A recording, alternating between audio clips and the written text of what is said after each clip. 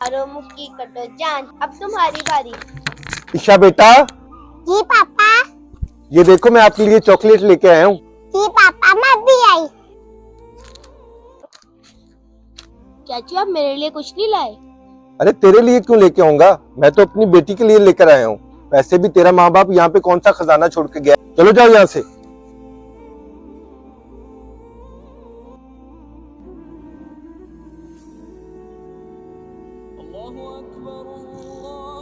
भाई अजानें हो रही हैं, मैं नमाज पढ़ कर आती हूँ। अभी हम नमाज तो पढ़ते हैं।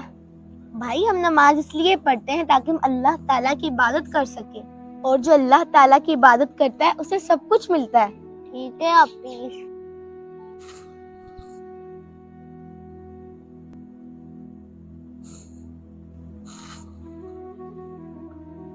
या अल्लाह, मुझे मेरे मम्मा पापा वापस कर दें। मेरे चाचू मुझसे बिल्कुल भी प्यार नहीं करते और मेरे लिए कुछ भी नहीं लेकर आते।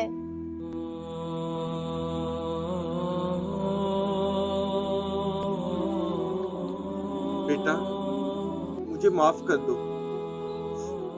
आइंदा से मैं आपको अपनी बेटी की तरह ही प्यार करूंगा और आपके लिए भी सब कुछ लेकर आया करूंगा। अपने बच्चों से ज़्यादा यतीम बच्चों का ख्याल रखा करें। अगर आपको हमारा मैसेज अच्छा लगे तो शेयर लाजमी करना।